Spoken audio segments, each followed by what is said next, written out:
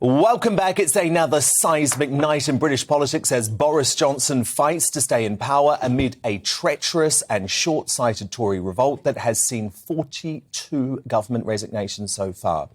I'm delighted to be joined by the PM's father, a regular superstar panellist on this show, Stanley Johnson, live in the studio now for an exclusive interview. So, Stanley, so much to unpack here. First, I want to get your reaction to this breaking news tonight that Boris has sacked Michael Gove after he told your son to resign earlier today. Well, as I think of one of your panellists earlier today said, revenge is a dish best served cold. And I can remember that moment in 2016 when... We all can, yeah.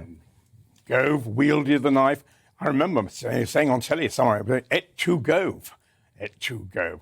Well, for me, it's the most extraordinary day because I'm looking at the Conservative Party, and I've been a Conservative most of my life, and it's tearing itself apart in a fit of madness, complete and utter madness.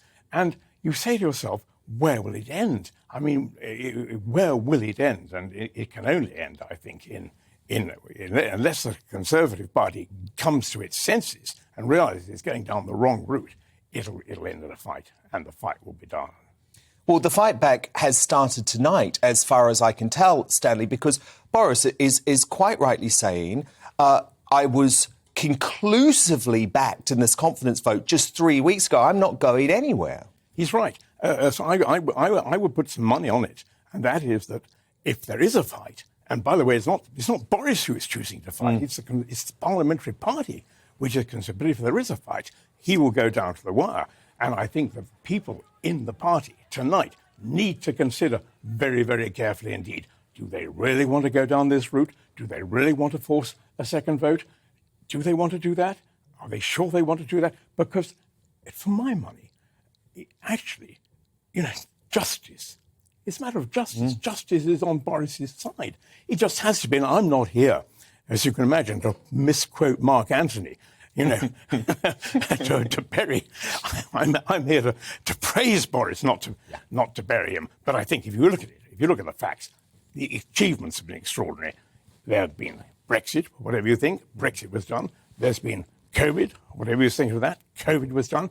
There's Ukraine, and for my money, there's been the environment, biodiversity, climate change. These are big issues. And what are we doing? We're derailing the man who has led all that for what appears to be completely inconsequential reasons. I mean, if you actually look at the facts, the only fact is that, yes, for 20 minutes, Boris had a drink on what happened to be his birthday. As far as I know, he has not been proved to have deliberately misled Parliament. That might be a resigning matter, but that hasn't happened. So we have a whole lot of other sort of hearsay stuff, which is basically nonsense, real nonsense. I think the parliamentary party, needs to pull itself together.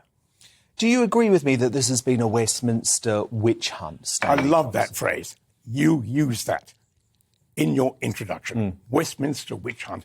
I would have used another phrase, because I'm a bit of an environmentalist. I would have said feeding frenzy. I look at this and I think, my God, you played a clip of Andrew Marr. Andrew Marr saying, wow, he's got to go now. Yeah. Well, I think you made the point that, he's meant to still be an objective reporter and so on and so forth. This has been a feeding frenzy, and the sooner they snap out of it, the more chance there is of the Tories surviving as a political party. Well, of course, because Boris Johnson has never lost an election. And there's a lot of people within the Tory base, Stanley, I speak to them on a daily basis, who say, if the party forces Boris Johnson out in this way, I will never vote again. I mean, you've got to remember, there are a lot of people on those red wall seats who simply didn't used to vote at all before Brexit, and it was Boris that got them to the ballot box. I agree with you completely, and I'm not a constitutionalist at all.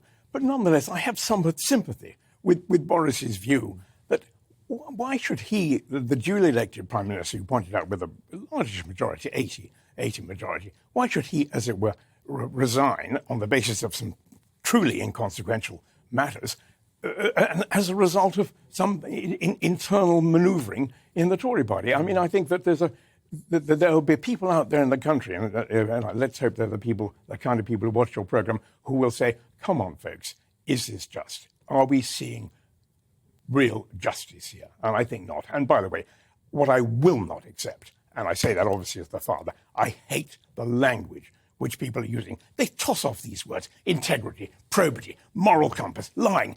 It's all. I wouldn't dream of using that sort of words to people unless I had solid grounds for saying so.